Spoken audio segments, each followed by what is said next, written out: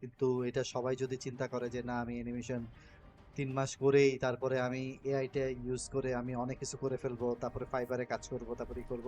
সেইটা হয়তো তোমাকে একটা ছোট একটা বুস্ট দিতে পারে, ছোট একটা অ্যামাউন্ট দিতে পারে, ছোট একটা করতে পারে। কিন্তু তোমাকে আর ওই ক্যারিয়ারে আর তুমি বড় হইতে পারবা না।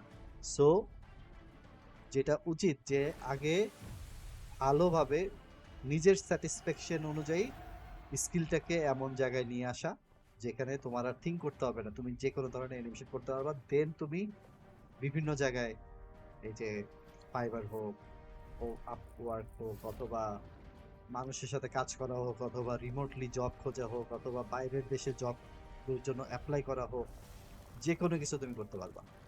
কিন্তু তোমার ওই কোয়ালিটিটা তোমার আনতে হবে। সো কোয়ালিটির মাঝখানে যদি তুমি যে কোনো লোভনীয় অফারে তুমি যদি তোমার কোয়ালিটিটাকে ছাড় দিয়ে দাও তাহলে ইউ আর গুড।